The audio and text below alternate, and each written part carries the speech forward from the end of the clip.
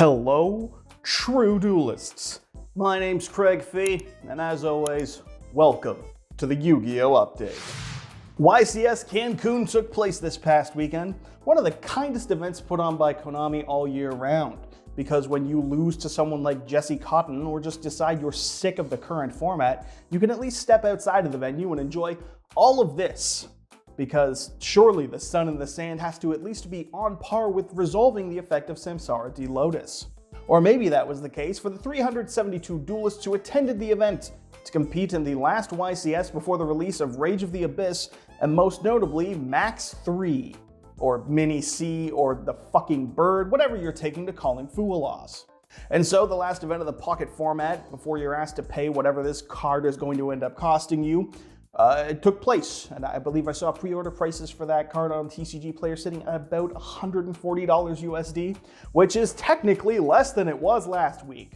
I won't be shocked if that actually jumps up from that price to somewhere around $175 after we see the results of the first YCS to take place following the release of Rhoda, which, fun fact, is this coming weekend. I won't be shocked. I'll be far happier if I'm wrong and it stays this low in price, but I won't be surprised if I'm right that it goes up. Still, that's Futures Me problem, and we get to talk about past YCSs and their success and winners, because that's what we're doing right now. It was a clean 9 rounds of Swiss into top 32 at the event, and your top 32 results looked exactly like this, thanks to YGOProDeck.com for the pie chart. Pretty consistent results, especially when you compare them to, say, YCS Lille that happened last weekend, or last weekend, because yeah, Yubel's the top dog at 10 pies in second place, and then there's just a collection of other decks that topped that just desperately wish they also got a free ass recycling into also plussing from the extra deck that Phantom of Yubel gives Yubel decks. Not to mention the lovely use of the Fiendsmith engine in a Fiend deck. And then chumps like me can of course look at things like the Lone Pearly top and go, wow, that could have been me maybe. Still, it's no shock that Yubel performed best, and if you want to go ahead and take a look at the pie charts as we move past top 32 into top 16 and top 8 all the way to finals, you'll see that Yubel just consumes the entire thing like a weird-ass Pac-Man. That's because the finals was a Yubel mirror match between Zach Rodriguez, who you may recognize from top 4 at YCS Sacramento this past August, and YouTube's own Team Samurai X1, who went Team Samurai X0 in Swiss, because he didn't lose, he went undefeated, and in the entire event, of course, to get up to the finals before doing what was supposed to be impossible, and that is win a YCS despite being a Yugi tuber. And this would be the perfect time to make a joke about his Blue Eyes deck truly being tier 0, if not for the fact that I've already told you that this was a Yubel mirror. Whoops.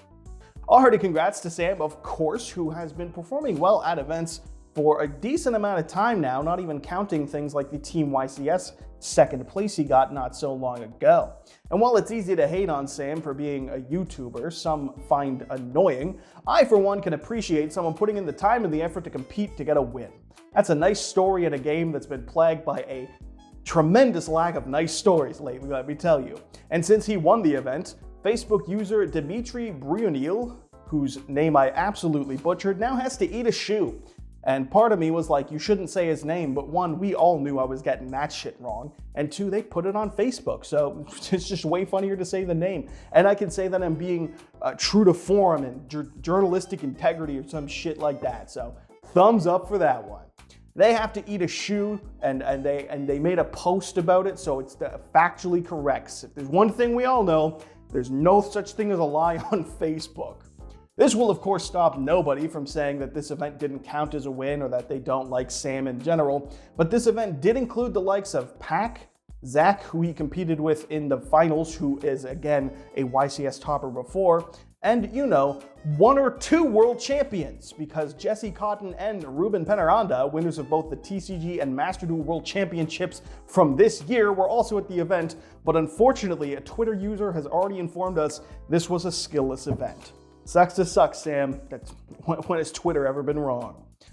Also of note, Jesse Cotton was playing fucking Fiendsmith Snake Eye Crystal Beast, which he took all the way to top 32, because of course he did. Validating my indecisiveness last week when I said that Crystal Beast is just a deck. I didn't want to say whether it was good or bad because I just don't know. And now I've been validated, because if I had said Crystal Beast was bad and then immediately afterwards Jesse Cotton topped with it, I would look dumb. And as we all know, that's the most important thing about this series, is making me look not dumb. The next YCS is taking place this weekend, as mentioned, in Niagara Falls, Ontario. Flawless reading. Just one day after the release of Rage of the Abyss, as I've mentioned. Now we'll be able to see how much the set truly shakes up the format, with Azamina being a strong engine for a number of decks, the obvious bird of choice, and Copium, the one guy playing Mermail well enough to surprise people who haven't been reading those cards. One can only imagine. We'll let you know on next week's update when we can see what else Jesse decided to do when he takes these decks to events, because apparently YCSs are just locals for him now and he just gets to do whatever the fuck he wants, but still top, because nothing changes the fact that he's the fucking GOAT. And in terms of upcoming YCSs, there's some news in regards to those as well for our events in 2025, namely the announcement of YCS Buenos Aires in March, taking place on the 29th and 30th, as well as yet another YCS TBA.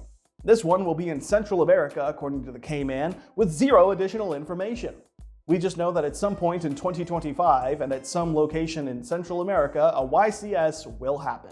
There's also an update to YCS Sydney, which as of now is still scheduled to take place on the same weekend as it was initially announced, that being February 28th until March 2nd, but now it'll be at a different venue from what was originally planned. This was made apparent to everyone who follows the Konami EU Twitter account when they didn't mention it at all, and it wasn't made apparent in any capacity. To be fair, that's probably because they're waiting to get a 100% clear confirmation on what changes are happening, and maybe they've already posted it in between my filming of this video and the release of it on Friday. So far as I know, it's still happening, it's still in Sydney, Australia, it's just at a different venue. I've been informed that this is entirely the fault of one man by the name of Callum, who works in the trains in Australia. And I've decided that that's simply the truth. So what the fuck, Callum? Why do you have to fuck with a good thing? Why you gotta mess with the YCSs like that? I also need to apologize, as I was accosted in person over my phone and told that I am now dead to my friend for not mentioning ground harnesses when discussing Australia, which I then forwarded to my main man in Australia, who responded with this. Understandable. So remember to pack a ground harness if you're going to be attending YCS Sydney at whatever venue it is they're hosting it at, because you will need one.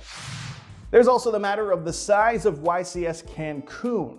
It's not really a joke to call it an ideal YCS location, because fucking you're in Cancun, but this event did have almost half the attendance that it got in the previous year. YCS 2023's Cancun had just shy of 800 players, whereas this event couldn't even break 400. This fact, coupled with things like the cost of Fiendsmith Engraver actually going down, despite the fact that Fiendsmith as an engine is as strong as ever, and there isn't a ban list in the immediate future. There's still 4 more YCSs between now and the end of November. And now there could be a number of factors that led to this. There was Hurricane Helene, which had the chance to impact Cancun, which may have dissuaded people from attending. And there's the general cost of travel into YCSs that may have put people off in respect to the timing, because we're kind of getting close to the holiday season and maybe some people are looking to save for all the gift giving and that shenanigans. Or there could just be flat out format fatigue, as this was mostly more of the same as it's been since the release of Phantom Nightmare dropped in February. However, Local Man on Twitter has informed everyone that it is definitive proof that this game is absolutely dead. And if the comments from the Cost of Fool loss on my last update are anything to go by, people are just a tiny bit fed up with the game right now, even if the cost of that card has dropped since that video. It's okay, guys, now it's like $420 for the playset, so it's the meme number, and that means it's good. Now, I could mention that there's also the argument that the Fiendsmith engine is going down a bit because it's seeing a little bit less play in certain things. You maybe aren't playing all 3 engravers if you're playing it in a Chimera deck, or maybe there's the fact that the Azamina cards are coming out, which in Snake Eye could bump the Fiendsmith out, so it's not as everywhere in every deck, because extra deck space is going to be tight if you're playing Azamina and Fiendsmith and looking to make an end board. Or you could even mention the fact that despite Cancun's low attendance, there have already been over 2,600 players pre-registered to play at YCS Bologna. YCS Bologna, So there is still a desire to play this game. It's just, you know, any given weekend can be a good or a bad one. But that's boring, and people have already commented that the game is dead, so who cares? Feel free to share your thoughts on the state of the game, what you think could maybe be done to alleviate all that jazz, or just comment, ouchie, my wallet, because fuck me, dude, I don't want to pay for this card. Have I mentioned that enough yet? I hate it on principle, and in effect, and in there's not a single thing to like about it. God, I fucking hate birds. Master Duel is fucking dead. That's the common sentiment amongst players with the release of the October 10th update. Along with bringing the latest ban list to the game, such as limiting Poplar and banning Pearl and Rhino, it also brought out Tenpai into the game. Tenpai, of course, being a deck that can pump out 30,000 points of damage with its peak combo, and does so with a field spell that makes their monsters unaffected by the opponent's activated effects. You know, fun and interactive Yu-Gi-Oh! It's a deck that's been a tiered threat in both the OCG and TCG, but has been kept in check in no small part by the existence of side decking, something that doesn't exist in Master Duel. As such, there's been worry that this deck will break the game, hence why I opened this segment by telling you that Master Duel is fucking dead. And to make it even better, Konami went ahead and made the whole deck ultra rare. I'm sorry, that's disingenuous of me. They only made 3 of the 4 main deck monsters ultras, as well as the 1 copy of the Synchro and the Quick Play spell. It's the literal exact opposite of how it was printed in the TCG when you think about it. Here it was really cheap and affordable for the most part, discounting the 1 card that needed a reprint, but in terms of the newly printed cards, it was very cheap. And on Master Duel, you can go fuck yourself. But it's okay, guys, because they did us a courtesy. The 3 remaining cards that actually see play are, of course, super rares, meaning no normals or rares for you to worry about, but they've semi-limited the field spell, so we're safe. It's going to be totally fine, and everyone's going to love it and have fun. And it's just a welcome addition to the current state of the TCG, by and large, in the terms of the community. We all want parity with the games, after all. We just simply forgot to mention that we would like that parity to be about quality and enjoyment, as opposed to absolute unrelenting bullshit. Whoops. And now we can of course see who it is that bitches most, because there's been a micro divide in the community between TCG players and Master Duel players. And here's the chance for one of those groups to really shine. Will TCG players bitch more about Full Loss, or will Master Duel players bitch more about Tenpai? Only time will tell, but it's okay because Konami has handled these 2 things in the exact same way. So few people want them, no one wants to shell out the amount of money it takes to get them, and Konami has made them fucking mandatory. God, I love this game. OTS Pack 26 has had its set list fully revealed, and the 2 ultimate rares to accompany Low have been confirmed to be Phantom of Yubel and Diabellstar. This makes Diabellstar's 3rd reprint in a 2-month period, and makes it so that every ultimate rare in this set is already available as a quarter-century secret rare. Konami could have chosen to bling out a card that could actually use a higher rarity, something like, say, Heavy Infantry, which is desperately needing the ultimate rare print its companions got that it didn't. But unfortunately, that just wouldn't make sense. It just wouldn't make sense. And like we say here, Konami doesn't operate on making sense, they operate on making dollars. As for the other cards in the pack, Moon of the Closed Sky gets a super rare print, as does Sangan Summoning, Ostinato, and some Shark cards. And then you can enjoy a super rare copy of Ancient Gear Frame, a card that absolutely no one cares for getting a reprint, as opposed to Ancient Gear Fortress, a card that every single Ancient Gear player desperately wants a reprint of. Again, it's about the dollars from the packs that they distribute that you get from it. Shut up, okay? Just shut up. Also notable was a number of peasant rare printings for the Nordic boss monsters, the Aesir Synchros, and even the poorest version of Shien that the company has ever produced. Could this possibly be hinting at Nordic support? I don't know, or care. And just because I've had it asked, Fire Sorcerer is actually a card that got a reprint for Mimighoul players because they can flip it on your field and it's a cool time or whatever. All in all, it's the standard model for OTS packs, ultis that are cool but nothing needed to bling out, and cards that are fine but otherwise mostly forgettable. But at least you only need to bling out 1 copy of Sangan Summoning, and as always, none of this is even remotely relevant for Australia. And to my Australian audience, I have the exact message that you are more than accustomed to getting when it comes to living in Australia. There was also the reveal of this oh-so-cool playmat for the release of the quarter-century Bonanza, that being the goofy-ass name for the next set that's essentially the sequel for the Rarity Collection. It's a janky-ass set with 2 separate pools of cards to be pulling from, with 78 cards in the main set and 200 cards in the pool of quarter-century secret rares or platinum secret rares. There's 5 cards in a pack, 4 cards will be from the pool of 78 cards, and 1 card will be from the pool of 200, because Konami refuses to print a product where you have solid odds of getting the cards you want. And if you disagree, I will throw a tin at your head, because I had the tremendous misfortune of buying one for the Gamba and immediately regretting my purchase. Nightmare Phoenix is a fine card, certainly not the worst thing they can give us in the set, as the only known cards up until this point have also been the previously revealed Diabell Star, Promethean Princess, and Super Polymerization. It would be really funny if Phoenix just was not in the set though.